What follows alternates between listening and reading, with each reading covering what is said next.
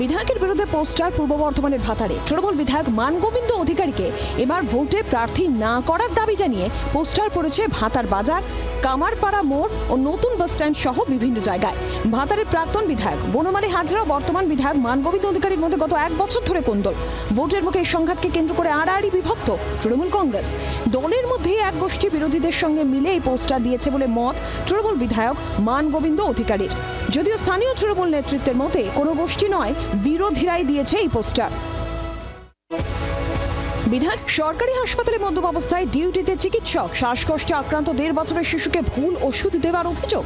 শুক্রবার রাতে মালদার শামসী গ্রামীণ হাসপাতালে তীব্র চাঞ্চল্য। শ্বাসকষ্টের উপসর্গ নিয়ে স্থানীয় শিশুকে হাসপাতালে নিয়ে যায় পরিবার। অভিযোগ, শিশুভাই শামসী গ্রামীণ হাসপাতালের জরুরি বিভাগে কর্তব্যরত চিকিৎসক রাহুল মণ্ডল নেশাগ্রস্ত অবস্থায় ছিলেন।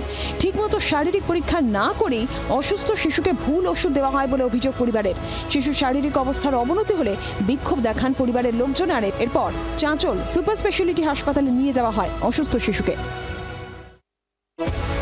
ব্যাগ ভর্তি তাজা বোমা উদ্ধার মুর্শিদাবাদের ফরাক্কায়। শিবনগর এলাকায় গাড়ি নিয়ে টহল দিচ্ছিল ফরাক্কা থানার পুলিশ দেখে এক ব্যক্তি একটি ব্যাগ ফেলে চম্পট দেয়। আম ও লিচু বাগান থেকে ব্যাগটি উদ্ধার করার পর দেখা যায় ব্যাগে রয়েছে 15টি তাজা সকেট বোমা। দ্রুত ঘটনাস্থল ঘিরে ফেলে পুলিশ। খবর দেওয়া হয় বম্ব স্কোয়াডকে। ওই ব্যক্তিকে চিহ্নিত করার চেষ্টা চালাচ্ছে পুলিশ। পাশাপাশি কী উদ্দেশ্যে কোথায় নিয়ে যাওয়া হচ্ছিল বোমাগুলি তাও খতিয়ে দেখা হচ্ছে। বাংলার আওয়াজ, বাঙালির আবেগ, জি 24 ঘন্টা।